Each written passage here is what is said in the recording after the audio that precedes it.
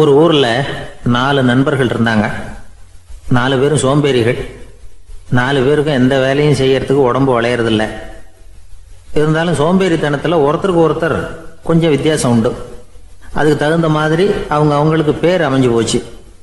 ஒருத்தன் கால் சோம்பேறி, இன்னொருத்தன் அரை சோம்பேறி, அடுத்தவன் முக்கால் சோம்பேறி, கடைசி ஆளு முழு சோம்பேறி.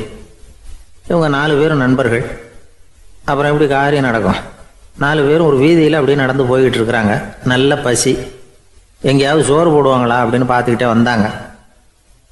அவங்க வந்த வழியில் ஒரு ரூபா காசு கிடந்தது தரையில். அவங்க கண்ணில் அது பட்டுது. ஆனாலும் அதை குனிஞ்சு எடுக்கணுமே, அதுக்கு சோம்பேறித்தனம். முழு சோம்பேறி பார்த்தான். பக்கத்தில் வந்துக்கிட்டு இருந்த முக்கால் சோம்பேறிக்கிட்ட சொன்னானா, டேய் அதை கொஞ்சம் குனிஞ்சு எடுறா அப்படின்னானா. அவன் என்ன பண்ணான் தெரியுமா? அதுக்கு அடுத்தபடியாக வந்த அரை சோம்பேறிகிட்ட சொன்னானா, டேய் நீ அதை கொஞ்சம் குனிஞ்சு எடுறா அப்படின்னானா. அவன் இவனை விட மோசம். அடுத்தவங்ககிட்ட சொல்லியிருக்கிறான். அவனும் குனியறதுக்கு தயாராக இல்லை.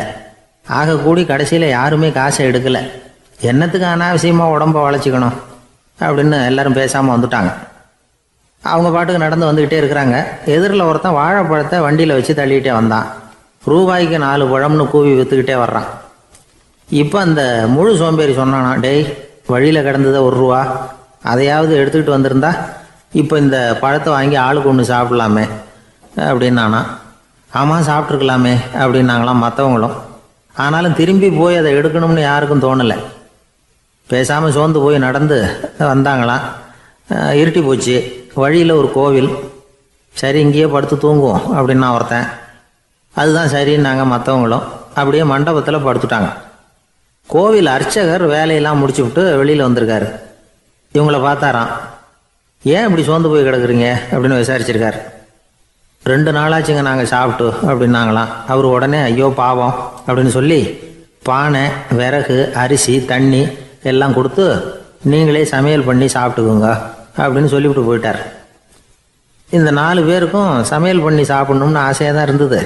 ஆனால் அடுப்பு பற்ற வைக்கணுமே, அதுக்கு தீப்பெட்டி வேணுமே. தீப்பெட்டி இல்லை. இப்போ முழு சோம்பேறி ஆரம்பித்தான்.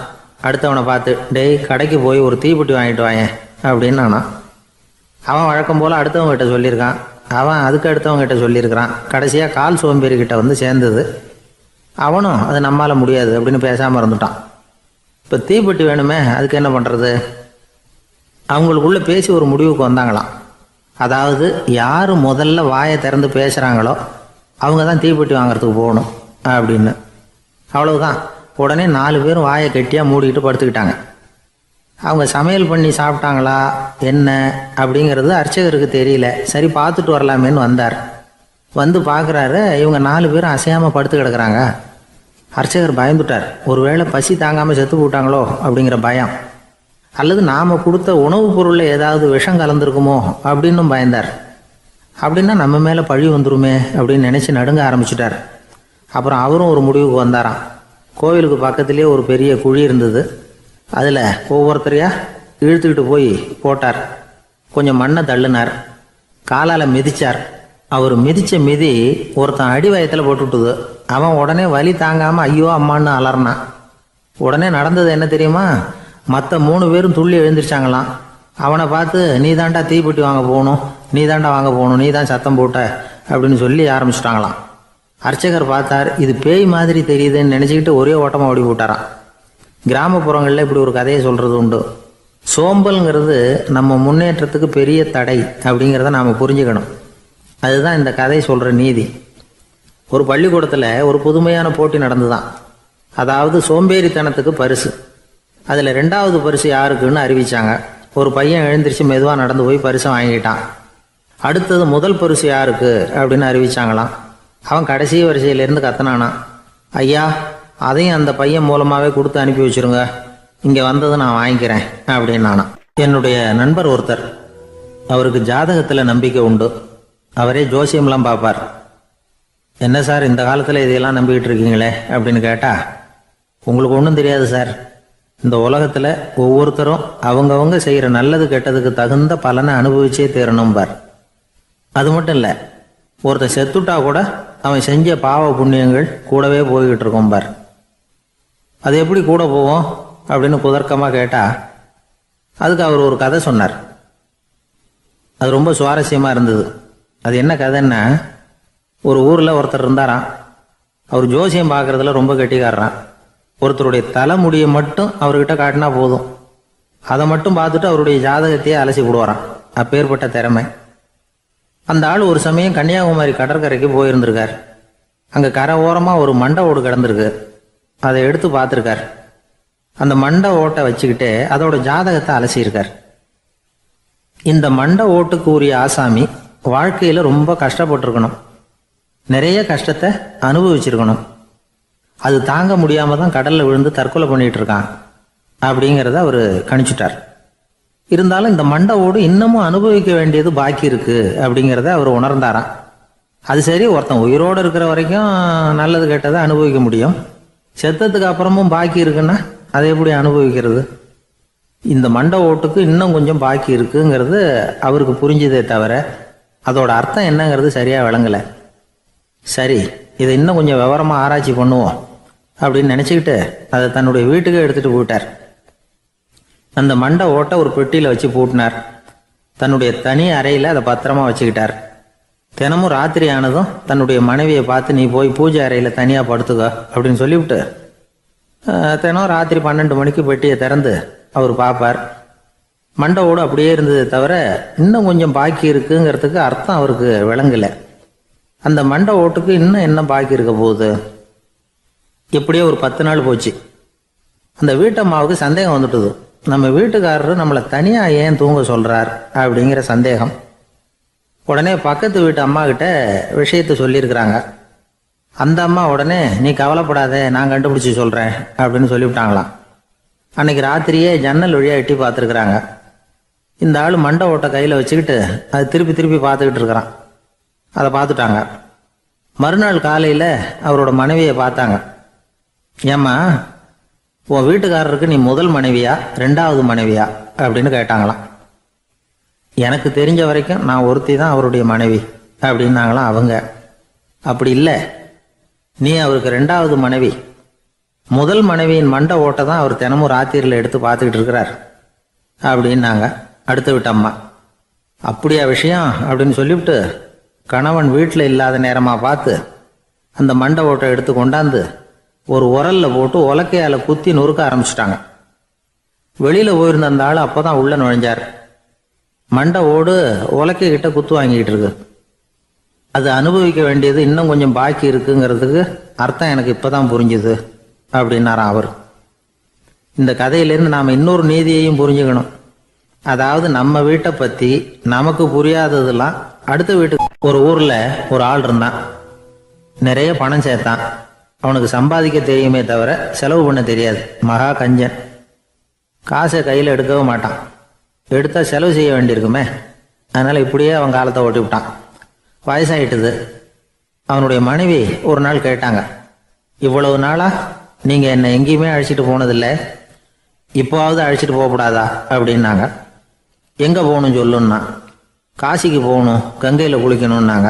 இவன் பார்த்தான், இதுக்கு ஏன் அவ்வளவு தூரம் செலவு பண்ணிட்டு போகணும், நம்ம ஊர் ஆத்துலயே குளிக்கலாமே, இதுவும் புண்ணிய நதி தான், இங்க குளிச்சா அங்க குளிச்ச பலன் கிடைச்சிரும் அப்படின்னா. சரின்னு 2 பேரும் ஆத்தங்கரைக்கு போனாங்க. அன்னைக்கு ஏதோ விசேஷம், நிறைய கூட்டம், நிறைய பேர் குளிச்சுக்கிட்டு இருக்கிறாங்க. கரையில சில புரோகிதர்கள் நின்றுகிட்டு இருக்கிறாங்க.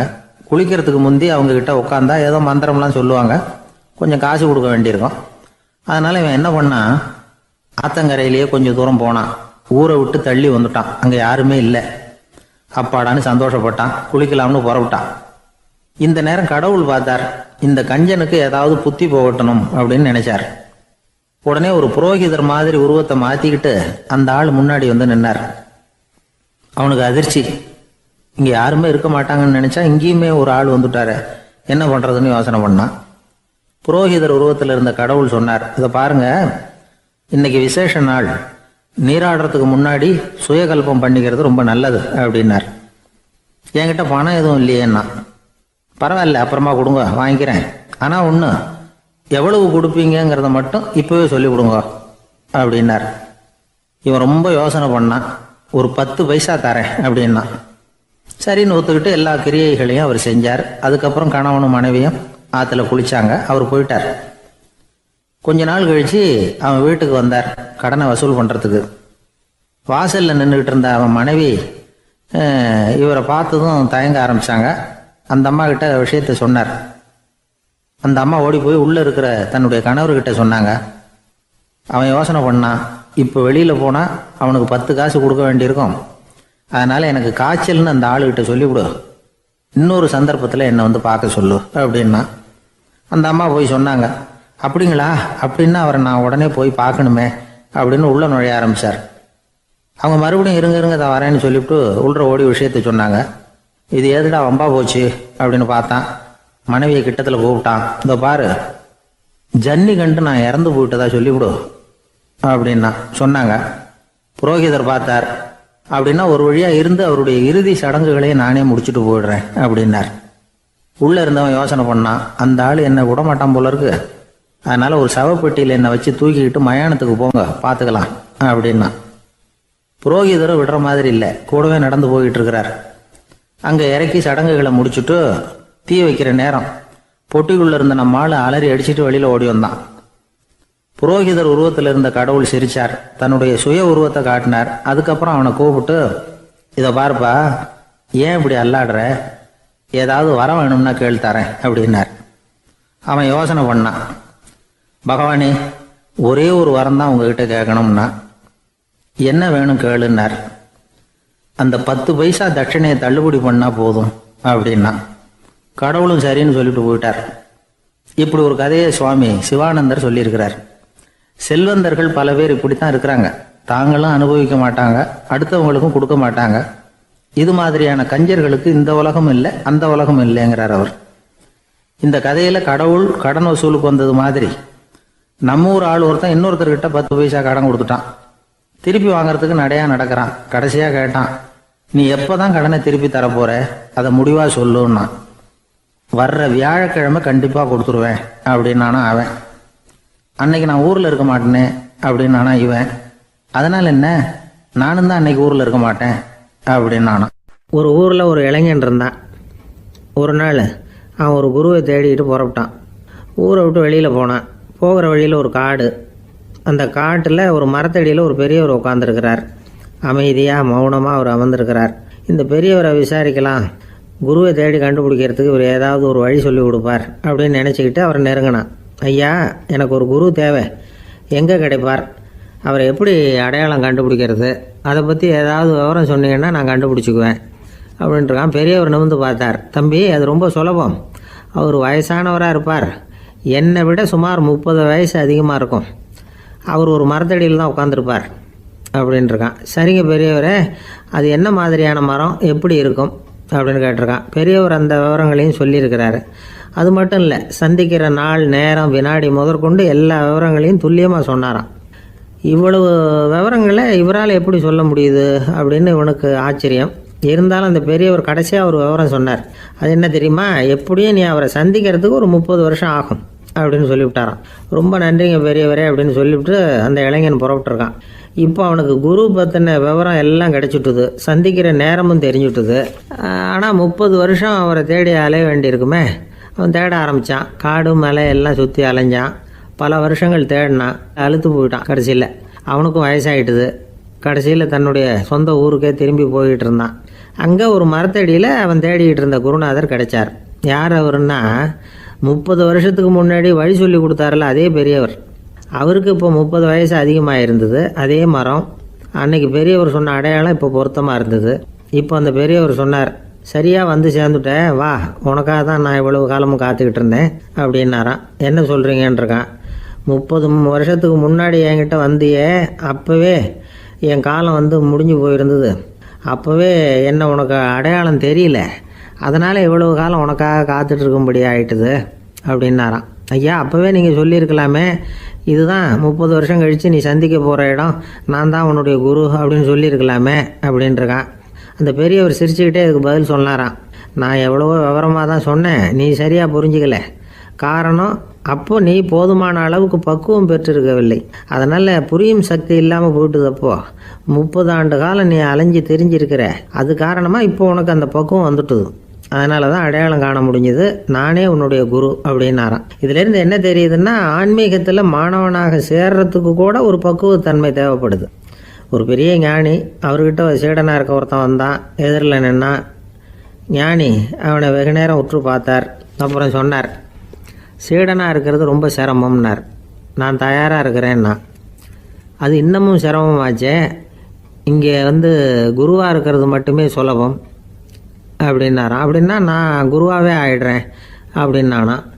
இது போலவே இந்த காலத்தில் கதை ஒன்று உண்டு. ஒரு பள்ளிக்கூடத்தில் வகுப்பு ஆசிரியர் மாணவனை திட்டிக்கிட்டு இருந்தார். டேய், நீ 100க்கு 10 மார்க்கு தான் வாங்கிட்டு இருக்க. இவ்வளவு மோசமாக நீ படித்தா கடைசியில் மாடு மேய்க்கிறது கூட லாய்க்கு இல்லாதவனா ஆயிடுவேன். அதுக்கப்புறம் என்ன செய்ய போகிறேன் அப்படின்னாராம். பையன் தலையை சொரிஞ்சிக்கிட்டே சொன்னானா, சார் அப்படின்னா ஒன்று செய்கிறேன் அப்படின்னானா. இவர் கேட்டிருக்கார், என்ன செய்ய போகிறேன்னு. வேற என்ன சார், உங்களை மாதிரி ஒரு ஆசிரியர் ஆகிடுறேன் அப்படின்னானா. காசியில் இருக்கிற கடவுள் காசி விஸ்வநாதர், அங்கே இருக்கிற தேவி காசி விசாலாட்சி. இவங்க 2 பேரும் ஒரு நாள் பேசிக்கிட்டு இருந்தப்போ கடவுள் சொன்னார், இந்த மனிதர்களை நாம் ரொம்பவும் நம்பிக்கையோடு தான் படைச்சிருக்கிறோம். இருந்தாலும் அவங்களுக்கு தான் நம்பிக்கை இல்லை, எதுலேயும் ஒரு உண்மையான நம்பிக்கை இல்லாமல் வாழ்ந்துக்கிட்டு இருக்கிறாங்க அப்படின்னார். என்ன அப்படி சொல்கிறீங்க? அதை பாருங்கள், எவ்வளவு பேர் காசியை தேடிட்டு கங்கையில் குளிச்சுக்கிட்டு இருக்கிறாங்க.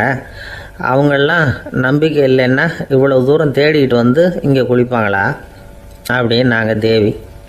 சரி, அதை சோதித்து பார்க்கலாம் அப்படின்னு 2 பேரும் முடிவு பண்ணிக்கிட்டாங்க. உடனே ஒரு திட்டம் போட்டாங்க. அது எப்படின்னா, நாம் 2 பேருமே பக்தர்கள் மாதிரி உருவத்தை மாற்றிக்கிட்டு கங்கை கரைக்கு போக வேண்டியது. நான் கங்கையில் இறங்கி குளிக்கிறேன். கொஞ்ச நேரத்தில் சுழலில் மாட்டிக்கிட்டது மாதிரி நடிக்கிறேன். நீ உடனே கரையிலேருந்து சத்தம் போடும். என்னோடய வீட்டுக்காரரை யாராவது காப்பாற்றுங்களேன்னு சத்தம் போடும். அதோடு இன்னொன்று சொல்லு, யாராவது ஒரு புண்ணிய ஆத்மா அவர்கிட்ட போய் அவருடைய முடியை பிடிச்சி இழுக்கணும். அப்படி ஒரு சாபம் இருக்குது எங்களுக்கு. புண்ணிய ஆத்மா, அதாவது எந்த பாவமும் செய்யாத இல்லாத ஒருத்தர் தான் அவரை காப்பாற்ற முடியும்.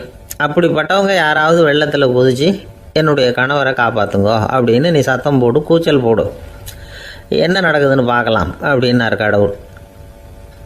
சரின்னு சொல்லி 2 பேருமா சாதாரண பக்தர்கள் மாதிரி கங்கை கரைக்கு சேர்ந்தாங்க. அவர் இறங்கி குளித்தார். திட்டம் போட்டது மாதிரியே சுழலில் மாட்டிக்கிட்டது மாதிரி கத்துனார்.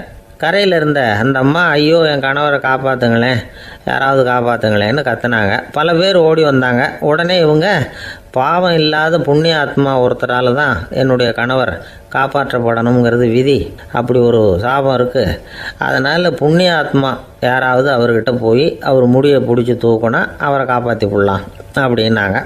இவங்க இப்படி சொன்னதும் எல்லாரும் திகைச்சு போய் நின்றுட்டாங்க. ஒவ்வொருத்தருக்கும் அவங்க செஞ்ச பாவம்லாம் ஒவ்வொன்றா ஞாபகத்துக்கு வர ஆரம்பிச்சுட்டுது. சரி, இதுக்கு நாம் லாயக்கு இல்லை அப்படின்னு சொல்லி ஒதுங்கி போக ஆரம்பிச்சிட்டாங்க எல்லாம். இந்த சமயத்தில் யாரோ ஒருத்தர் வேகமாக ஓடி வந்தார். ஆற்றுல குதித்தார். அவர்கிட்ட போனார், முடியை பிடிச்சார், தூக்குனார், அவரை காப்பாற்றி கரைக்கு கொண்டுட்டு வந்துட்டார். அப்படி காப்பாற்றின அந்த ஆளை இவங்க 2 பேரும் தனியாக கூப்பிட்டுக்கிட்டு ஒரு மண்டபத்துக்கு வந்துட்டாங்க. விசாரிக்கிறாங்க. நீ யாரப்பா அப்படின்னு கேட்குறாங்க. ஏதும் தெரியாத மாதிரி. நான் இந்த ஊர் அன்ன சத்திரத்தில் வேலை செய்கிற ஒரு சமையல்காரன் அப்படிங்கிறார். நீ கங்கையில் குளிக்கிறது உண்டான்னு கேட்டிருக்காங்க. நான் இந்த ஊர்லேயே தான் இருக்கிறேன், இருந்தாலும் தினமும் கங்கையில் குளிக்கிறதில்ல, எப்பாவது ஒரு நாள் அங்கே குளிப்பேன் அப்படின்னார். கங்கையில் மூழ்கி எழுந்திரிச்சா பாவம்லாம் தொலையும்னு சொல்கிறாங்க. அப்படி இருக்கிறப்போ அங்கே இன்றைக்கி கங்கையில் குளிச்சுக்கிட்டு இருக்கிறவங்கெல்லாம் தங்களை புண்ணிய ஆத்மாவா நினைக்கல. கங்கையில் குளிக்காத நீ உன்னை புண்ணிய ஆத்மாவா நினச்சி என்னை காப்பாற்ற வந்திருக்கிற, அது எப்படி அப்படின்னு கேட்டார்.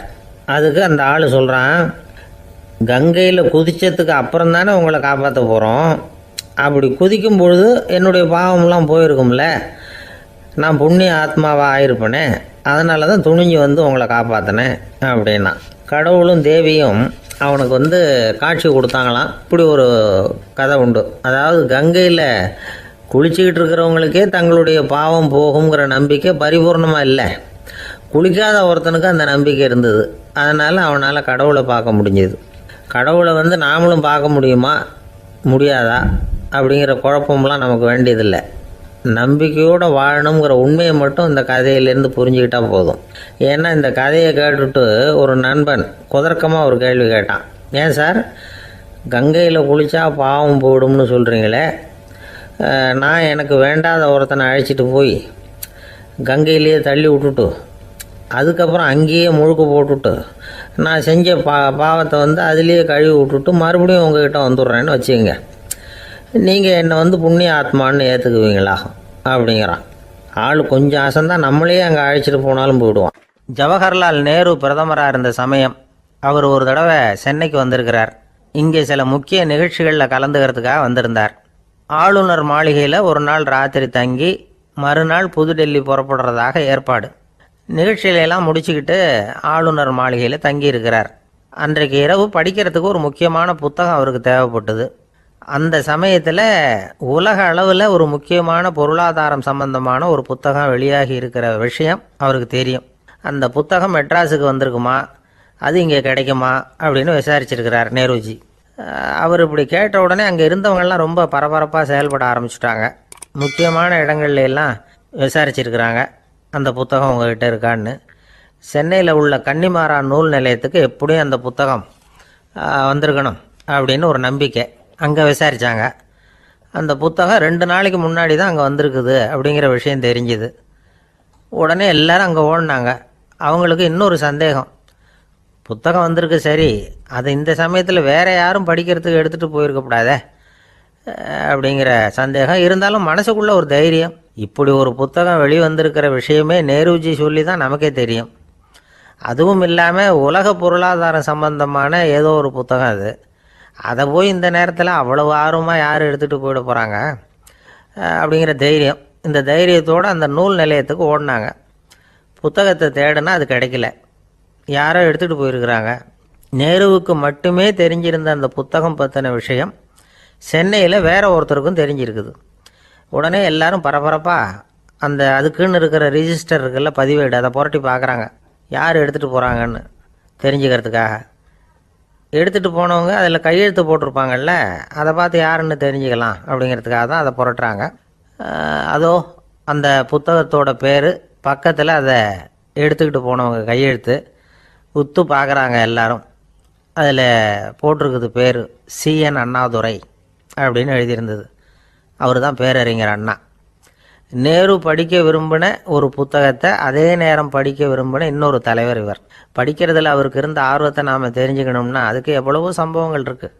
கடைசி காலத்தில் அவர் அடையாறு மருத்துவமனையில் படுத்திருக்கிறார். அவருக்கு ஒரு முக்கியமான அறுவை சிகிச்சை செய்ய வேண்டியிருக்குது அவசரமாக.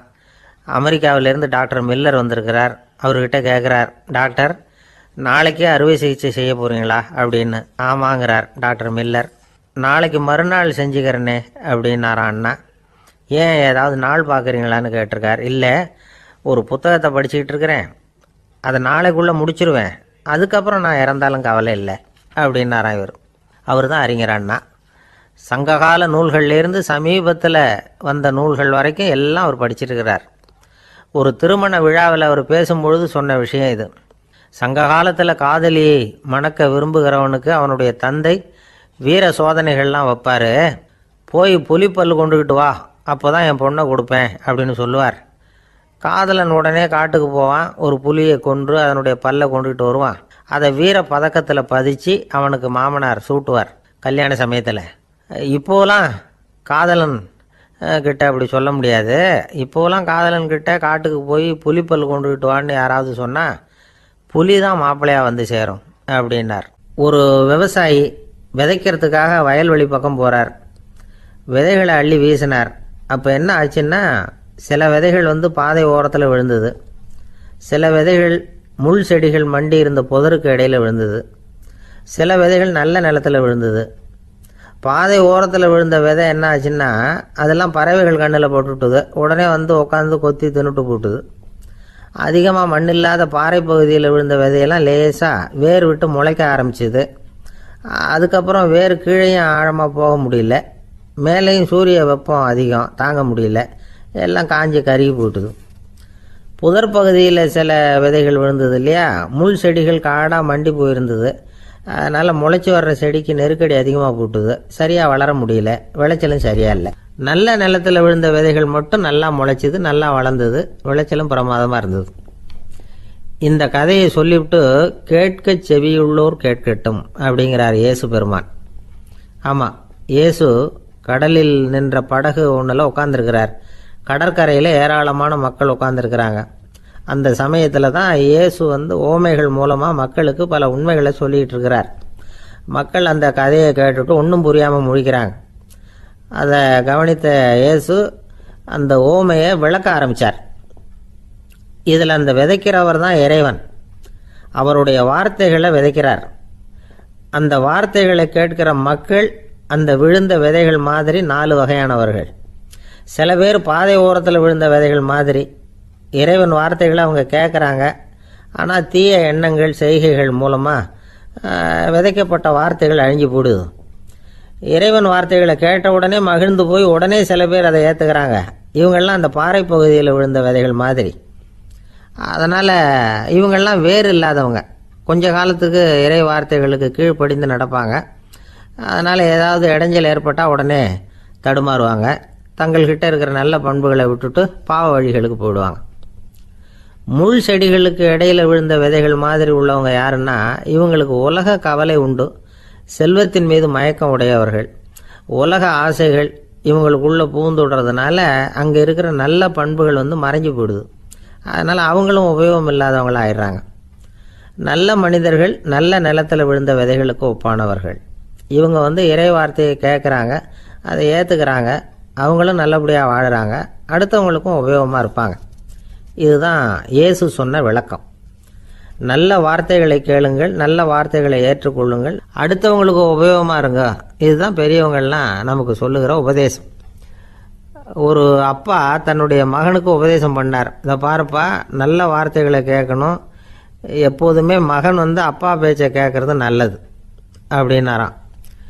நீ ஏதாவது ஒரு தப்பு பண்ணால் என் தலையில் ஒரு முடி நரைச்சி வெள்ளையாக போடும்பா, நீ செய்கிற ஒவ்வொரு தப்புக்கும் என் தலையில் ஒவ்வொரு முடி வெள்ளையாயிடும் அப்படின்னாராம். பையன் யோசித்தான், அப்பா இப்போ தான் எனக்கு புரியுது, தாத்தாவோட தலைமுடி பூராவும் வெள்ளையாக இருக்கிறதுக்கு என்ன காரணம்ங்கிறது எனக்கு இப்போ தான் புரியுது அப்படின்னானா. ஒரு ராஜா இருந்தார். நாடு பூராவும் நிறைய மரங்களை நட்டு வளர்க்கணுங்கிறது அவரோட ஆசை. தானே அதுக்கு முன்மாதிரியாக இருக்கணும்னு நினைச்சார். அரண்மனையை சுற்றி மரங்களை நட்டு வளர்த்தார். இதை பார்த்துட்டு ஜனங்களும் அவங்கவுங்க வீட்டை சுற்றி மரக்கன்றுகளை நட்டு வளர்த்தாங்க.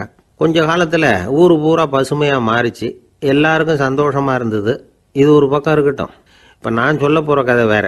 அதாவது அந்த ராஜா ஒரு நாள் தன்னுடைய அரண்மனையை சுற்றி இருக்கிற விதவிதமான மரங்களை எல்லாம் போய் பார்த்தார். எப்படி இருக்கிறீங்க அப்படின்னு ஒவ்வொரு மரத்துக்கிட்டையும் விசாரிச்சாராம். எந்த மரமும் சந்தோஷமாக இருக்கிறதா தெரியல. அது அதுக்கும் மனசில் ஒரு குறை.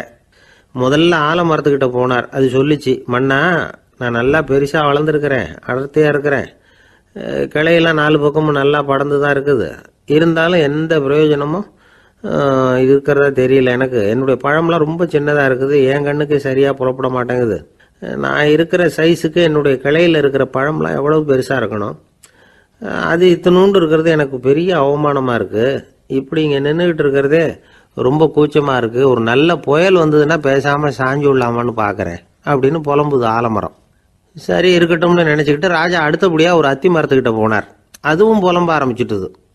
நான் கூட பெரிய மரம் தான், இல்லை இலையெல்லாம் அழகாக தான் இருக்குது, பழம் அழகாக இருக்குது, இருந்தாலும் உள்ள விஷயம் இல்லையே, அத்தி பழத்தை புட்டு பார்த்தா அத்தனையும் சொத்தை அப்படின்னு பழமொழியே உண்டாயிட்டுதே, இப்படி ஒரு கெட்ட பேரோடு நான் இருக்கணுமா அப்படின்னு புலம்புது அது. சரி இது இருக்கட்டும் அப்படின்னு சொல்லி அடுத்தபடியாக வேப்ப மரத்துக்கிட்ட போனார். அது தன்னுடைய வேதனையை வெளியிட்டது. எனக்கு எவ்வளவோ மருத்துவ குணங்கள்லாம் இருக்கிறதா சொல்லிக்கிறாங்க, இருந்தாலும் என்ன பிரயோஜனம், என்னுடைய பழத்தை மனிதர்கள் யாரும் விரும்பி சாப்பிட்றது இல்லையே அப்படின்னுது. ராஜா அடுத்தாப்புல இருந்த ஒரு பனை மரத்துக்கிட்ட போனார். நான் நல்லா உயரமாக தான் வளர்ந்துருக்கிறேன், மற்ற மரங்கள்லாம் என்னை அண்ணாந்து தான் பார்க்கணும், இருந்தாலும் என்கிட்ட நிழலுக்காக யாரும் ஒதுங்கிறது இல்லையே அப்படின்னுது. என்ன இது எல்லா மரமும் இப்படி திருப்தி இல்லாமல் இருந்துகிட்டு இருக்குதே அப்படின்னு நினச்சிக்கிட்டே ராஜா அடுத்தபடியாக அங்கே இருந்த ஒரு பைன் மரத்துக்கிட்ட போனார். அழகாக உயரமாக பசுமையாக தான் இருந்தது, ஆனால் பழமோ பூவோ கிடையாது. அதை நினச்சி அது வருத்தப்பட்டுக்கிட்டு இருக்குது. ஓக் மரம் அது ஒன்று நின்றுட்டு இருந்தது. அது என்ன சொல்லிச்சுன்னா, இலையுதிர் காலத்தில் என் மேலே இருக்கிற எல்லா இலைகளும் உதிர்ந்து போடுது, முடி கொட்டின மனிதர்கள் மாதிரி மொட்டையாக நான் நிற்க வேண்டி இருக்குது, என்ன வாழ்க்கை இது அப்படின்னு சொல்லி அழுத்துக்கிட்டது. சரி, புளிய மரம் என்ன சொல்லுது பார்ப்போம்னு அதுகிட்ட போனா, என்னுடைய நிழல்ல யாருமே தங்க மாட்டாங்க, உடம்புக்கு சூடுன்னு ஒதுங்கி போயிடுவாங்க. அடிமரத்தை பார்த்தீங்கன்னா பட்டையெல்லாம் உறிஞ்சி பார்க்கறதுக்கே கேவலமாக இருப்பேன் அப்படின்னுது அது. முருங்கை மரம் என்ன சொல்லிச்சு தெரியுமா? என்னுடைய இலை காயெல்லாம் சாப்பிட்றவங்களுக்கு சத்து கொடுக்கறது வாசவம் தான், ஆனால் என் உடம்புல சத்தே கிடையாது. கொஞ்சம் வேகமாக காற்று அடிச்சதுன்னா முறிஞ்சி விழுந்துடுறேன். என்ன வாழ்க்கை இது அப்படின்னு சொல்லி அது வருத்தப்பட்டது. ராஜா யோசனை பண்ணார். என்ன இது, மரங்கள் பூமியின் வரங்கள்னு சொல்கிறோம். மழை பெய்யறதுக்கு அதுதான் காரணம். பூமி செழிப்பாக இருக்கிறதுக்கும் அதுதான் காரணம். வீடு கட்டுறதுக்கு மரம், நாற்காலி செய்ய உபயோகப்படுத்துறதுக்கும் அதுதான் உபயோகப்படுது. மனுஷனுக்கு வேண்டிய ஆகாரங்களையும் கொடுக்குது. இப்படிலாம் இருந்தும் எல்லா மரமும் நிம்மதி இல்லாமல் இருந்துகிட்டு இருக்குதே அப்படின்னு நினைச்சார். அப்போ அங்கே இருந்த ஒரு மகிழ மரம் அவர் கண்ணில் பட்டுது. அந்த மரம் மட்டும் கொஞ்சம் நிம்மதியாக மகிழ்ச்சியாக இருக்கிறது மாதிரி தெரிஞ்சுது. உடனே ராஜா அதுகிட்ட போனார். உனக்கு மனசில் எதுவும் குறை இல்லையான்னு கேட்டார். இல்லை, நான் சந்தோஷமாக தான் இருக்கேன்னு அந்த மகிழ மரம். அப்படியான்னு ஆச்சரியமாக கேட்டார் ராஜா. ஆமாம் மன்னா, இந்த இடத்துல நீங்கள் ஒரு முருங்கை மரத்தையோ வேப்ப மரத்தையோ கூட நட்டிருக்கலாம். ஆனால் இந்த இடத்துல நடுறதுக்கு என்ன தேர்ந்தெடுத்துருக்குறீங்க, அதுவே எனக்கு பெருமை, அதுவே எனக்கு திருப்தி அப்படின்னு தான் மகிழ மரம். மகிழ மரம் சாதாரணமாக தான் இருக்கும். இளம் மஞ்சள் நிறத்தில் பூக்கள், அது காய்ந்தும் மனம் வீசும்.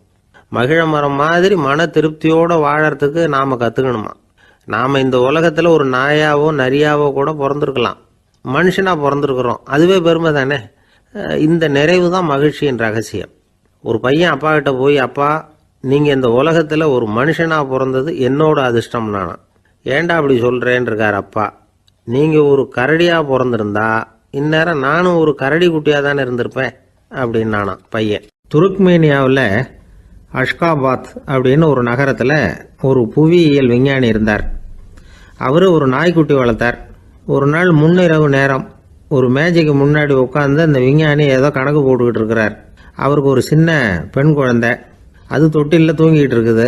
அந்த நாய்க்குட்டியும் ஒரு மூலையில் படுத்து அது பாட்டுக்கு தூங்கிட்டு இருந்தது. ஒரே அமைதி. அந்த நேரத்தில் திடீர்னு அந்த நாய்க்குட்டி துள்ளி எழுந்திரிச்சது. நேராக குழந்தைகிட்ட ஓடிச்சு. அந்த குழந்தைய அது போட்டிருந்த ட்ரெஸ்ஸோடு சேர்த்து கவ்வி தூக்குச்சு. தூக்கிக்கிட்டு வாசல் பக்கம் ஓடிச்சு. நாய்க்குட்டி குழந்தைய கவ்வி தூக்க முடியுமாங்கிற சந்தேகம் உங்களுக்கு இல்லையா? நீங்கள் நம்மூர் நாய்க்குட்டியவே பார்த்து பழக்கப்பட்டிருக்கீங்க, அதனால் நம்புறதுக்கு சிரமமாக இருக்கும். அந்த ஊர்ல எல்லாம் அது ரொம்ப ஸ்ட்ராங்காக இருக்கும், ஒரு ஏதோ கண்ணுக்குட்டி மாதிரி இருக்கும். விஞ்ஞானி அதை பார்த்துட்டார். உடனே அந்த நாய்க்கு வெறி பிடிச்சிட்டுதுன்னு முடிவு பண்ணிட்டு தன்னோட கை துப்பாக்கி எடுத்துக்கிட்டு ஓடி வந்தார். அவர் வெளியில் நாய்க்குட்டி எங்கே அப்படின்னு பார்த்து தேடுறார். அந்த நேரத்தில் அந்த வீடு இடிஞ்சு விழுது. காரணம் பூமி அதிர்ச்சி. இப்படி பூமி அதிர்ச்சி உண்டாக போகுதுங்கிறது அந்த நாய்க்குட்டிக்கு முன்னாடியே தெரிஞ்சு போச்சு. அதுதான் குழந்தைய தூக்கிட்டு வெளியில் ஓடி வந்திருக்குது. அது மூலமாக அந்த குடும்பத்தையே காப்பாற்றிருக்குது அந்த நாய்க்குட்டி. இந்த சம்பவம் நடக்கிறதுக்கு 3 நாளைக்கு முன்னாடியே சில பிராணிகளுக்கு இப்படி நடக்க போகுதுங்கிறது தெரிஞ்சிருக்குதான். ஆமாம், அந்த நகரத்தில் 3 நாளைக்கு முன்னாடியே பாம்பு, பல்லி இதெல்லாம் அது தங்கியிருந்த வலையை விட்டு வெளியில் ஓடி வந்துட்டுது. அதே மாதிரி அங்கே இருந்த புறாவெல்லாம் பறந்து போயிடுச்சான். இதே மாதிரி யுகோஸ்லோவியாவில் கூட ஒரு நகரம், அங்கே ஒரு நாள் ராத்திரி ஒரு மிருக காட்சி சாலையில் திடீர்னு ஒரு பெரிய கலவரம், கூச்சல், குழப்பம். அங்கே இருந்த கழுதை, புலி, யானை, பறவை எல்லாம் கண்ணாபின்னான்னு கத்த ஆரம்பிச்சுட்டுது. நேர் யானை அதுக்குன்னு போட்டிருந்த தடுப்பையே தாண்டி குதிச்சு வெளியில் வந்துட்டுதான். மறுநாள் தான் எல்லாருக்கும் விஷயம் புரிஞ்சுது. அடுத்த நாள் காலையில் அங்கே பூமி அதிர்ச்சி உண்டாயிட்டுது. இப்போ பாருங்க, அதாவது மனுஷனை போய் தீர்க்க தரிசி அது இதுன்னு சொல்லிட்டு இருக்கிறோம். இவனை விட அது பரவாயில்லைன்னு தோணுது. அதாவது மிருகங்கள் ஒன்று நடக்க போகுதுங்கிறத முன்னாடியே புரிஞ்சுக்குதே. சரி, இதெல்லாம் எப்படி அது முன்கூட்டி புரிஞ்சுக்குது? அதுதான் படைப்பு ரகசியம். அதை கண்டுபிடிக்கிறதுக்கு தான் மனுஷன் ஆராய்ச்சி பண்ணிட்டு இருக்கிறான். விஞ்ஞானிகளோட ஆராய்ச்சியெல்லாம் ஒரு பக்கம் இருக்கட்டும், வீட்டுக்குள்ளேயே சில ஆராய்ச்சி பண்ணி பாருங்களேன். இப்போ சில யோசனை சொல்லி அதை சோதனை பண்ணி பாருங்க அப்படின்னு ஒருத்தர் சொன்னாராம். அதாவது இப்போ மழை வருமா வராதா அப்படின்னு தெரிஞ்சுக்கணுமா, உடனே ஒரு பூனைக்குட்டி பின்னாடியே மெதுவாக போய் அது என்ன செய்யுதுன்னு கவனித்து பார்க்கணும். பூனைக்குட்டி தன்னோட பாதத்தினால சுகத்தில் அப்படி கீறிக்கிட்டு இருக்கும். அப்படி கீறினா கண்டிப்பாக மழை வரும். சில சமயம் பூனைக்குட்டி அப்படி மல்லாந்து படுத்துக்கிட்டு பாதத்தை உயர தூக்கும், அப்படியும் புரளும். இப்படி செஞ்சதுன்னா அன்னைக்கும் மழை இருக்காது. அதனால் முன்னாடி இருந்தது மழை வர்றதுக்கு அறிகுறி, இது மழை இல்லைங்கிறதுக்கு அறிகுறி. பறவைகள், பிராணிகள் இதுகளோட நடவடிக்கைகளை பார்த்துட்டு அதையெல்லாம் அடிப்படையாக வச்சு தான் காலநிலையை கண்டுபிடிக்கிற கருவிகளை கண்டுபிடிச்சிருக்கிறாங்க. வாத்து இருக்குல்ல, சில சமயம் தன்னோட அழகை தன்னோட இறகுகளில் அப்படியே புதைச்சிக்கும். அப்படி செஞ்சால் குளிர்காலம் வரப்போகுதுன்னு அர்த்தம். பருவநிலை குளிராக மாறப்போகுதுங்கிறதுக்கு இதுதான் அறிகுறி. சிட்டுக்குருவி இருக்குதுல்ல, அதெல்லாம் புழுதியில் உழுந்து புரளும், சிறகுகளை வந்து படபடன்னு அடிச்சுக்கும். அப்படி செஞ்சால் மழை வரப்போகுதுன்னு அர்த்தம். ஒன்று மட்டும் நாம் நல்லா தெரிஞ்சுக்கணும், இயற்கையின் சீற்றம்னு சொல்கிறோம் இல்லையா, இயற்கை ஏன் நம்ம மேலே கோவப்படுது? இயற்கையை நாம் அனுசரித்து போகிறதில்ல, அதனால் கோவப்படுது. காடுகளை அழிக்கக்கூடாது, விலங்குகளை கொல்லக்கூடாது, இயற்கை ஏற்படுத்தி வச்சிருக்கிற சமநிலையை கெடுக்கக்கூடாது. அதை புரிஞ்சுக்கிட்டு வாழ்ந்தோம்னா பூமியும் நடுங்காது, நாமளும் நடுங்க வேண்டிய அவசியம் இருக்காது. ஒருத்தர் இருந்தார், சாராய கடைக்கு போனாராம், நிறைய சாப்பிட்டார். அப்புறம் சொன்னார், இது ரொம்ப அற்புதமான சரக்கு போல் இருக்குது, உள்ளே போன உடனே இந்த பூமியே நடுங்கிறது மாதிரி இருக்குது எனக்கு அப்படின்னாராம். இதுக்கு கடைக்காரர் சொல்லியிருக்கார், நீங்கள் சாப்பிட்டது வெறும் பச்சை தண்ணி தாங்க, இப்போ ஏற்பட்டிருக்கிறது நிஜம் பூமி அதிர்ச்சி அப்படின்னாராம். பக்தின்னு சொல்கிறோம் இல்லையா, அது வந்து 3 வகைப்படும் அப்படிங்கிறார் ஒரு பெரியவர். அது என்ன 3 வகைன்னா, தெய்வ பக்தி, அடியார்கள் பக்தி, குரு பக்தி. அடியார் பக்தியை விட தெய்வ பக்தியை விட குரு பக்தி தான் ரொம்பவும் சிறந்ததுங்கிறார் அவர். தெய்வத்துக்கிட்ட செஞ்ச பாவம் குருநாதர்கிட்ட தீர்ந்துருமா, குருநாதர்கிட்ட செஞ்ச பாவம் தெய்வத்துக்கிட்ட போனாலும் தீராதான். இப்படி பெரியவங்களாம் சொல்லி வச்சிருக்கிறாங்க. ஒரு காடு, அங்கே அயோத தௌமியர் அப்படின்னு ஒரு தபோதனர், அவர் பல மாணவர்களை ஒன்றா சேர்த்து ஒரு குருகுலம் நடத்திக்கிட்டு இருக்கிறார். பல தரப்பட்டவங்க பல திறப்பட்டவங்க மாணவர்கள் அதில் சேர்ந்து படிச்சுக்கிட்டு இருக்கிறாங்க. பாஞ்சால ராஜகுமாரன் ஒருத்தனும் அந்த குருகுலத்தில் சேர்ந்து படிச்சுக்கிட்டு இருக்கிறான். அவன் பேர் ஆருணி. பெரிய இடத்து புள்ள, இருந்தாலும் படுப்பில் ரொம்ப கெட்டிக்காரனாக இருந்தான். அவன் தான் அங்கே முதல் மாணவன். ஒரு நாள் குருநாதர் அந்த அரசகுமாரனை கூப்பிட்டார். நம்ம குருகுலத்துக்கு சொந்தமான வயலில் தண்ணீர் பெருகி வெள்ளம் வந்து பயிரை வந்து அழிக்குதான், அதனால் நீ போய் மடையை அடைச்சிட்டு வந்துரு அப்படின்னார். அந்த அரசகுமாரன் உடனே புறப்பட்டான். குருநாதர் சொல்லிட்டார்ல, உடனே புறப்பட்டான். நான் பெரிய இடத்து பிள்ளையாச்சே, ராஜகுமாரனாச்சே, ரொம்ப செல்வாக்கூட வளர்ந்தவனாச்சே, நான் போய் வயலில் இறங்கி வேலை செய்கிறதா அப்படின்னுலாம் அவன் நினைக்கல. குருநாதர் கட்டளையை நிறைவேற்ற வேண்டியது நம்ம கடமை அப்படின்னு நினச்சான். உடனே ஒரு மண்வெட்டியை தூக்கி தோளில் வச்சுக்கிட்டு புறப்பட்டு போயிட்டான். வயலுக்கு போனான். பார்த்தான், தண்ணி கரையை உடச்சிக்கிட்டு வயலுக்குள்ளே ஏகமாக பாஞ்சிக்கிட்டு இருக்குது. இவன் மண்வெட்டியால் களிமண்ணை புல்லோடு சேர்த்து புல் பத்த மாதிரி வெட்டி வெட்டி போட்டான். இருந்தாலும் மடையை அடைக்க முடியல. தண்ணி அதை மீறி வந்துக்கிட்டே இருக்குது. தண்ணி வந்து வேகமாக வயலுக்குள்ளே போய்கிட்டே இருக்குது. போடுற பத்தையெல்லாம் கரைஞ்சி கரைஞ்சி போயிட்டுருக்கு. இருந்தாலும் இவன் தன்னுடைய முயற்சியை கைவிடலை. வெட்டி வெட்டி போட்டுக்கிட்டே இருக்கிறான். காலையில் அங்கே போனவன் சாயந்தரம் வரைக்கும் இப்படி செஞ்சுக்கிட்டு இருக்கிறான். உடம்பும் மனசும் ரொம்பவும் சோர்ந்து போச்சு. இருந்தாலும் குருநாதர் இட்ட கட்டளையை நிறைவேற்றாமல் இருக்கிறோமேங்கிற ஒரு குறை அவனுக்கு இருக்குது. குரு கட்டளையை நிறைவேற்றாத நான் வந்து இன்னமும் இருக்கணுமா அப்படின்னு யோசனை பண்ண ஆரம்பிச்சிட்டான். என்ன செய்யலாம்னு பார்த்தான். நம்ம குருநாதர் இட்ட பணிக்காக இந்த உடம்பையே தியாகம் பண்ணலாம் அப்படின்னு முடிவு பண்ணான். தண்ணி பாயுதில்ல, அதுக்கு குறுக்க விழுந்து அப்படியே மடையை அடைச்சிக்கிட்டு அப்படியே படுத்துட்டான். இது மற்றவங்களுக்கு தெரியாது. அன்னைக்கு ராத்திரி ஒரு விளக்கு முன்னாடி உட்காந்து குருநாதர் பிள்ளைங்களுக்கு பாடம் சொல்லி கொடுத்துக்கிட்டு இருக்கிறார். முதல் வரிசையில் இருக்கக்கூடிய ராஜகுமாரனை காணலை. நம்ம ஆருணி எங்கே போனா அப்படின்னு சொல்லி மற்ற மாணவர்களை விசாரித்தார். இப்போ அவங்க சொன்னாங்க, சுவாமி அவன் காலையில் வயலுக்கு வந்து மடையை அடைக்கிறதுக்காக போனான், நீங்கள் தான் போக சொன்னீங்க, இன்னும் திரும்பி வரல அப்படின்னு அவர் பையன். குருநாதர் உடனே ஒரு தீவெட்டி எடுத்துக்கிட்டு மாணவர்களை அழைச்சிக்கிட்டு வயலுக்கு போனார். அங்கே போய் பார்த்தா ஆளை காணும். ஆருணி ஆருணின்னு சொல்லி சத்தம் போட்டு கூப்பிட்டு பார்க்குறார். நான் இங்கே இருக்கேன் குருநாதா அப்படின்னு காலுக்கு அடியிலேருந்து ஒரு சத்தம் வருது. குனிஞ்சு பார்த்தா அவன் மடையில் படுத்துருக்கிறான். என்னப்பா இதுன்னார். காலையிலேருந்து இந்த மடையை அடைச்சி பார்த்தேன் சுவாமி, முடியல, அதனால் இப்படி குறுக்க படுத்துட்டேன். என்னை தாண்டறதுக்கு பயந்து போய் தண்ணியே தேங்கி நின்றுட்டுது அப்படின்னா. அவனுடைய குரு பக்தியையும் அவனை தாண்டறதுக்கு அஞ்சு நிற்கிற தண்ணி தேக்கத்தையும் பார்த்துட்டு எல்லாரும் ரொம்ப ஆச்சரியப்பட்டு போயிட்டாங்களாம். ஆருணி எழுந்திரிச்சு வா அப்படின்னு கூப்பிட்டாரான் குருநாதர். அவன் தண்ணீரை பொழந்துக்கிட்டு எழுந்திரிச்சு வந்தானான். அதனால் அவனுக்கு வந்து உத்தாலகன் அப்படின்னு ஒரு பேர். உத்தாலகன்னா தண்ணீரை பிளந்தவன் அர்த்தம். அந்த உத்தாலகன் மாதிரி இந்த காலத்து மாணவர்களுக்கும் குரு பக்தி வேணும் அப்படின்னு சொன்னோம் ஒரு பள்ளிக்கூடத்தில். உடனே நிறைய மாணவர்கள் எழுந்திரிச்சு நின்னாங்க.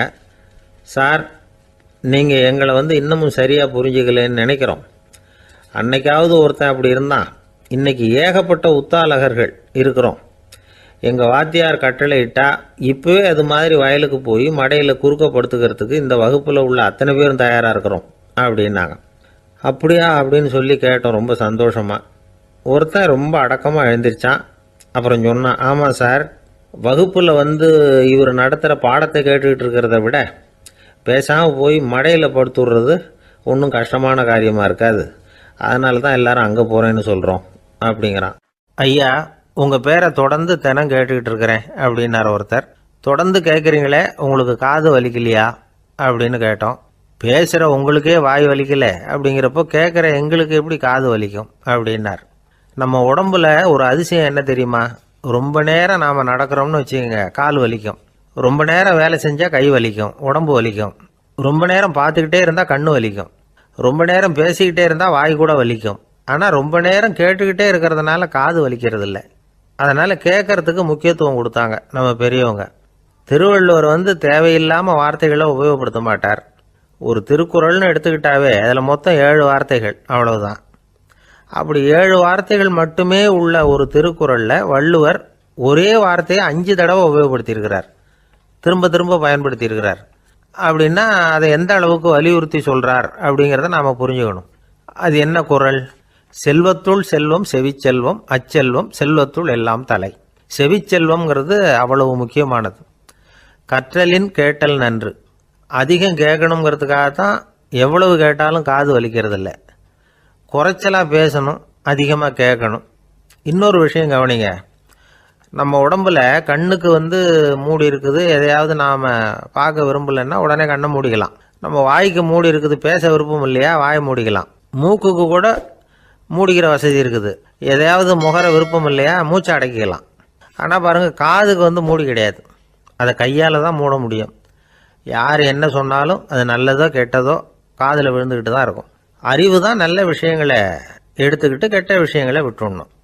நல்ல கருத்துக்கள் நம்ம காதில் நிறைய விழுந்துக்கிட்டே இருக்கணும். அதை கேட்டு நாம் நல்லபடியாக வாழணுங்கிறது தான் படைப்பின் விருப்பம். ஆன்மீகவாதிகள் கூட ஒன்று சொல்லுவாங்க, அதாவது ஆன்மீக பாதையில் நீங்கள் முன்னேறணும்னா முதல்ல சிரவணம் செய்யணும்பாங்க. அதாவது பெரியவங்க சொல்கிற நல்ல கருத்துக்களை கேட்கணும் அப்படின்னு அதுக்கு அர்த்தம். அதனால் யார் நல்ல கருத்துக்களை சொன்னாலும் அதை காது கொடுத்து கேளுங்க. இவ்வளவு கருத்துக்களையும் நம்ம நேயர் ஒருத்தர்கிட்ட சொல்லிகிட்டு இருந்தோம். அவரும் சரி சரின்னு தலையாடிக்கிட்டே இருந்தார். அப்புறம் சொன்னார், நீங்கள் சொல்கிறது சரிதான் சார், காதுக்கு மூடி இல்லைங்கிறது ரொம்ப சரி. அதனால தான் உங்கள் தகவல் கூட நாங்கள் விரும்புகிறோமோ இல்லையோ தினம் காதில் விழுந்துக்கிட்டு இருக்குது அப்படின்னார். எங்களுக்கு ரொம்ப பெருமையாக இருந்தது. அப்படியா அப்படின்னோம். ஆனாலும் என்ன மாதிரி சில பேர் நீங்கள் தகவல் சொல்கிற சமயத்தில் காதில் மூடி இல்லையேன்னு சொல்லி கவலைப்படுறதில்ல சார் அப்படின்னார். ஏன்னு கேட்டோம். காதை மூடுறதுக்கு தானே வசதி இல்லை, ரேடியோவை மூடுறதுக்கு வசதி இருக்குதுல்ல, அதனால் டக்குன்னு அதை மூடி வச்சுருவோம் அப்படின்னார். கங்கை கரை தோட்டம் பக்கத்தில் ஒரு ஆசிரமம், அங்கே ஒரு பெரியவர் தங்கியிருக்கிறார். அவர் தான் ராமகிருஷ்ண பரமஹம்சர். அந்த ஆசிரமம் இருந்த இடம் கரக்பூர். வங்காளத்தில் பொதுவாக எல்லாரும் மீன் சாப்பிட்றது உண்டு. கங்கையில் குளிச்சுட்டு கையில் ஒரு மீனோடு வர்றது வழக்கம். இவர் இருக்கிற இடத்துக்கு கங்கையில் படகு வழியாக வரணும். அப்படி தான் எல்லோரும் வருவாங்க. வர்றவங்கள ஒன்று கூட்டி ஆன்மீக விஷயங்களை பற்றி பேசிக்கிட்டு இருப்பார். ஒவ்வொரு நாள் ஒவ்வொருத்தர் நகரத்துக்கு போகணும், வரும்பொழுது மீன் கொண்டுகிட்டு வரணும். அதுக்கு ஒரு அட்டவணையே உண்டு ஆசிரமத்தில். அது பிரகாரம் ஒரு நாள் சுவாமி யோகானந்தர் படகில் போனார். படகை செலுத்தினவங்க ராமகிருஷ்ணரையும் சுவாமி யோகானந்தரையும் மற்றவங்களையும் பித்தர்கள் அப்படின்னு சொல்லி ஏளனமாக பேசினாங்க. அவங்க என்ன பைத்தியம் பிடிச்சவங்க அப்படிங்கிறது மாதிரி. சுவாமி யோகானந்தருக்கு ரொம்ப மென்மையான இதயம். இவங்க இப்படி கண்ணாபின்னான்னு பேசுகிறத பார்த்தா மீனை வாங்கிட்டு திரும்புகிறப்போ என்ன நடக்குமோ அப்படிங்கிற பயம் வேறு வந்துட்டுது அவருக்கு. அவ்வளவு மென்மையானவர். இதை தெரிஞ்சுக்கிட்ட ராமகிருஷ்ணர், யோகானந்தா இங்கே வா அப்படின்னு கூப்பிட்டார். இவர் கண்ணீரை தொடச்சிக்கிட்டே கிட்ட போனார். சொன்னார், ஐயா, படகு ஓட்டுறவங்க உங்களை பற்றி மோசமாக பேசுகிறாங்க. என்ன திட்டினா பரவாயில்ல, ஆனால் உங்களை அவங்க திட்டுறாங்க, அதை என்னால் தாங்கிக்க முடியல அப்படின்னார். இதை கேட்டதும் ராமகிருஷ்ணருக்கு கோபம் வந்துட்டு தான். என்னது, உன்னுடைய குருவை பற்றி அவங்க மோசமாக பேசும்பொழுது நீ சும்மா இருந்தியா, வெளியில் போ அப்படின்னு விட்டார். குரு நிந்தனை செய்கிறப்போ அதை கேட்டுக்கிட்டு சும்மா இருக்கலாமா? குரு நிந்தனையை கேட்டால் பாவம் இல்லையா? என்னை தூற்றும் போது அவங்க வந்து பாவம் செய்கிறாங்க, அதை கேட்டுக்கிட்டு நீ சும்மா இருந்தால் நீயும் பாவம் செய்கிற அப்படின்னாராம். அடுத்த நாள் சுவாமி நிரஞ்சனானந்தர் போக வேண்டிய நாள். இவர் படகுல போகும்பொழுதும் அதே மாதிரி நடந்துதான். அவங்க மோசமாக பேச ஆரம்பித்தாங்க, திட்ட ஆரம்பித்தாங்க. அப்படி கேலி பண்ண ஒருத்தனை இவர் என்ன பண்ணார், பலார்னு கன்னத்தில் அரைஞ்சிட்டார். இன்னொருத்தனை கங்கையில் தூக்கி எறியறதுக்கும் தயாராகிட்டார். அதுக்கப்புறம் அவங்க யாரும் வாயை திறக்கலை. மீன் வாங்கிட்டு வர்றப்பவும் படகுல ஒரே அமைதி, அவ்வளவு பயம் அவங்களுக்கு. ராமகிருஷ்ணர் கூப்பிட்டு விசாரித்தார் என்ன நடந்ததுன்னு. இவர் சொன்னார், அவர் யோகானந்தா போகும்பொழுது என்ன நடந்ததோ அப்படியே தான் இப்பவும் நடந்தது. குரு நிந்தனை செய்கிறத கேட்டுக்கிட்டு நான் சும்மா இருப்பேனா, ஒருத்தனை அப்படியே அரைஞ்சுட்டேன், இன்னொருத்தனை ஆற்றுல தூக்கி போட்டுருவேன்னு பயமுறுத்தினேன், அவ்வளவுதான் அப்படின்னாராம். இப்பவும் ராமகிருஷ்ணருக்கு கோபம் வந்துட்டு தான். என்ன இது, அணியறது காஷாயம், இருக்கிறது ஆசிரமம், உனக்கு இவ்வளவு கோபம் வந்ததுன்னா அப்புறம் என்னத்துக்கு ஆசிரமத்தில் இருக்கணும், பிரம்மச்சாரி எப்பவும் அமைதியாக இருக்கணும் அப்படின்னு அறிவுரை சொன்னாராம் ராமகிருஷ்ணர். அப்போ இவர் கேட்டாராம், ஏங்க அவருக்கு ஒரு விதமான அறிவுரை சொன்னீங்க, எனக்கு வேற விதமாக அறிவுரை சொல்கிறீங்க, இதில் எது உண்மை அப்படின்னு கேட்டிருக்கார். இதுக்கு ராமகிருஷ்ணர் சொன்ன பதில் என்னென்னா, அட அசடே, சக்கரத்தில் காற்று அதிகமாக இருந்தால் குறைக்கணும், குறைச்சலாக இருந்தால் கூட்டணும். அவன் சாது, அவனுக்கு அதிக உணர்ச்சி தேவை, உனக்கு படபடப்பு அதிகம், உனக்கு பொறுமை தேவை அப்படின்னாராம். இதில் உள்ள கருத்து என்னென்னா, கல்விங்கிறது எப்படின்னா அதை சூழ்நிலைக்கு தகுந்த மாதிரி கற்பிக்கணும். எல்லாருக்கும் ஒரே மாதிரி கற்பிக்கக்கூடாது. கேட்குற ஒரு தகுதி, புரிஞ்சுக்கிற திறமை, இதை பொறுத்து கல்வி அமையணும். ஆரம்ப காலத்தில் ஒரு குரு, அப்போ ஒரு சீடன் இருந்தான். அது வேடிக்கையான குரு, வேடிக்கையான சீடன். ஒரு ஆசிரமம். ஒரு நாள் ஒருத்தன் அவசரமாக அந்த குருவை தேடி வந்திருக்கிறான். என்ன விஷயம்னு விசாரித்தார் குரு. உங்கள் சீடர் என்னை வந்து அடிச்சுட்டார் அப்படின்னு புகார் பண்ணானான் அந்த ஆள். குரு சீடனை கூப்பிட்டார். அடிச்சியா இந்த ஆளை அப்படின்னு கேட்டாராம். ஆமான் இருக்கான் சீடன். ஏன் அடிச்சே அப்படின்னு கேட்டாராம். இந்த ஆள் உங்களை பற்றி மட்டமாக பேசிவிட்டான், என்னால் அதை தாங்கிக்க முடியல, அதனால தான் அடிச்சுட்டேன்ருக்கான். அப்படி என்ன பேசினா அப்படின்னு கேட்டாராம். உன்னுடைய குருநாதர் இப்போல்லாம் அர்த்தமில்லாமல் பேச ஆரம்பிச்சுட்டார் அப்படின்னு சொல்லிவிட்டான், அதனால தான் அடிச்சுட்டேன் அப்படின்னு நானாம். அதுக்காக அடித்தே அப்படின்னாராம். நான் அதுக்காக அடிக்கலை குருவே, இப்பெல்லாம் நீங்கள் அர்த்தமில்லாமல் பேசுகிறதாக அவன் சொல்கிறான், அப்படின்னா இதுவரைக்கும் நீங்கள் அர்த்தத்தோடு பேசினதாகத்தானே அர்த்தம், அது தப்பு தானே, அதனால தான் அடித்தேன் அப்படின்னு நானாம். தேசத்து மேலேயும் தாய்மொழி பேர்லையும் செலுத்துற அன்புக்கு அபிமானம்னு பேர். தேசாபிமானம்னு சொல்றமே இதுதான். ஒரு கணவன் மனைவி பேர்ல காட்டுற அன்புக்கு காதல்னு பேரு, கடவுள் பேர்ல செலுத்துற அன்புக்கு பக்தின்னு பேரு.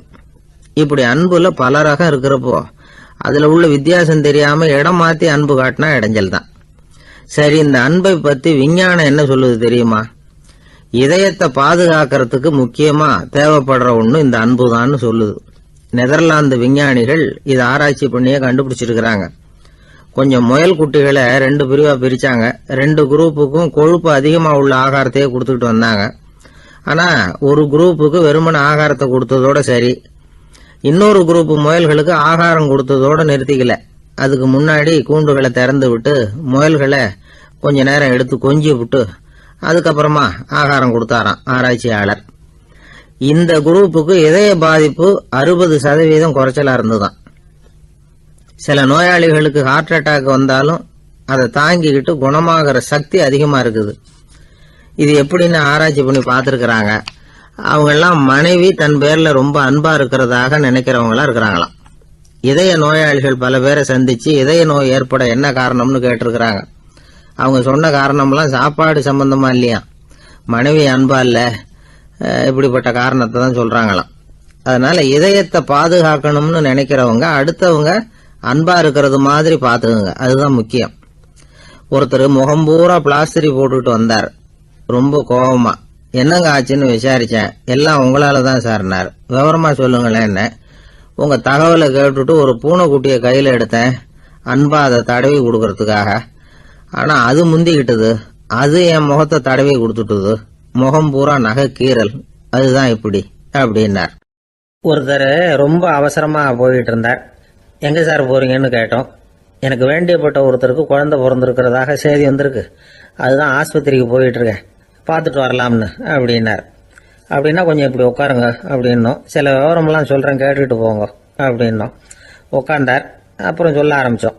புதுசாக பிறந்திருக்கிற ஒரு குழந்தைய பார்க்க போகிறதுன்னா அது சாதாரண விஷயம் இல்லை. அதில் ரொம்பவும் கவனமாக நடந்துக்கணும். புது குழந்தைக்கு நோய் சுலபமாக தொற்றும். முக்கியமாக காற்று மூலமாக பரவுகிற நோய்கள் சுலபமாக வந்துடும். அதனால் நமக்கு உடம்பு சரியில்லைன்னா குழந்தைய விட்டு கொஞ்சம் தள்ளியே இருக்கிறது தான் நல்லது. பெரியவங்களை பொறுத்த வரைக்கும் சாதாரணமாக உள்ள ஒரு கிருமி கூட குழந்தைய பொறுத்த வரைக்கும் ரொம்ப மோசமான ஒரு கிருமியாக இருக்கும்.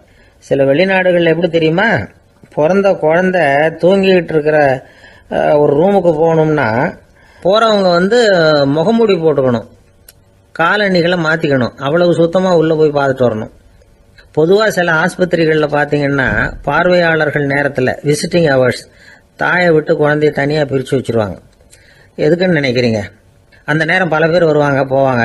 அவங்க கை கால் சுத்தமாக இருக்காது. சுத்தம் இல்லாத கைகள் மூலமாக கிருமிகள் பரவும். சுத்தம் இல்லாத கைன்னா மண்ணு தூசி படிஞ்சிருக்கிற கை மட்டும் தான் அர்த்தம் இல்லை.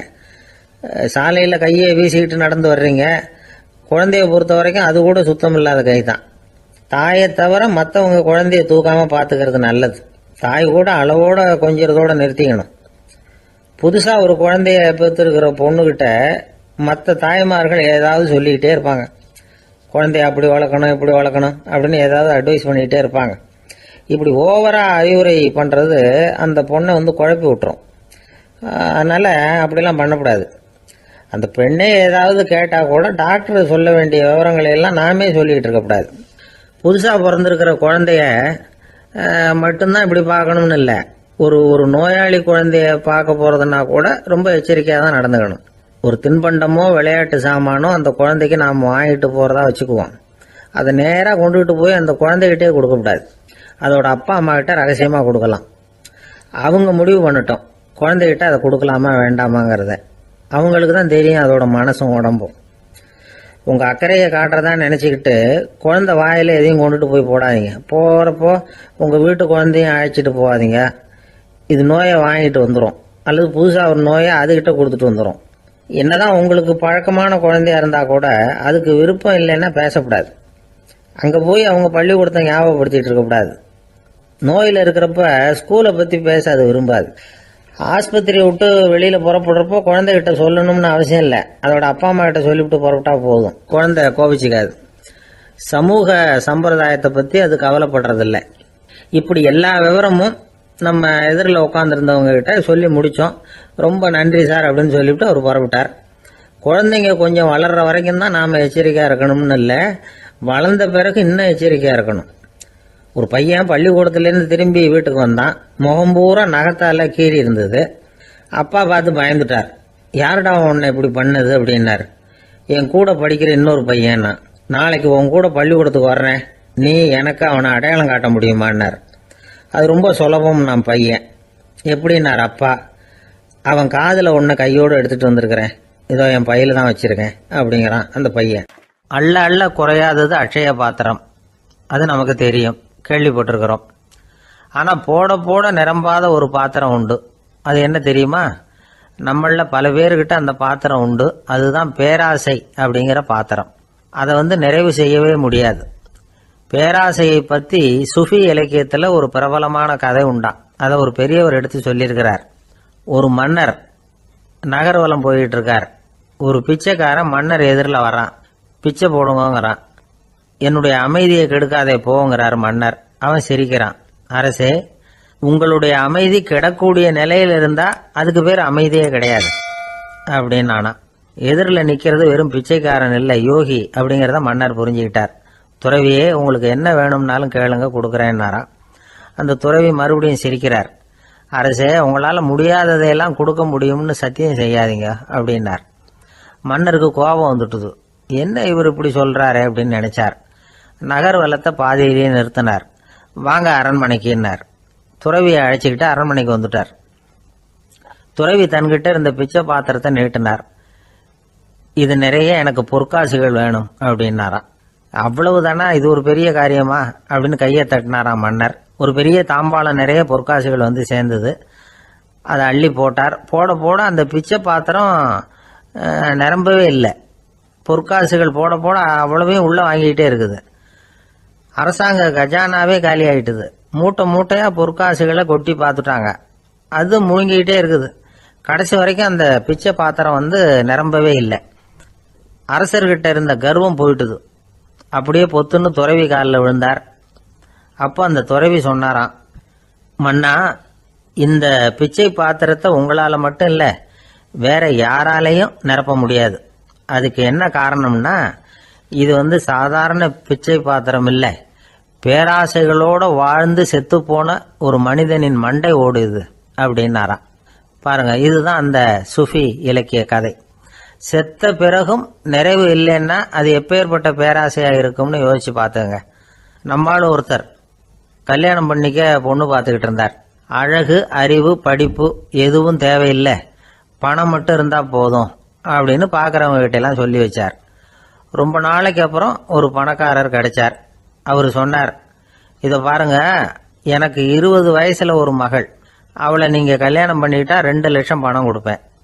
25 வயசுல ஒரு பொண்ணு, அவளை கல்யாணம் பண்ணிக்கிட்டா 2.5 லட்சம் தருவேன். 30 வயசுல ஒரு பொண்ணு இருக்கா, அவளை கல்யாணம் பண்ணிக்கிட்டா 3 லட்சம் தருவேன். என்ன சொல்ற அப்படின்னாராம். இவன் கொஞ்ச நேரம் யோசிச்சு பார்த்துருக்கான்.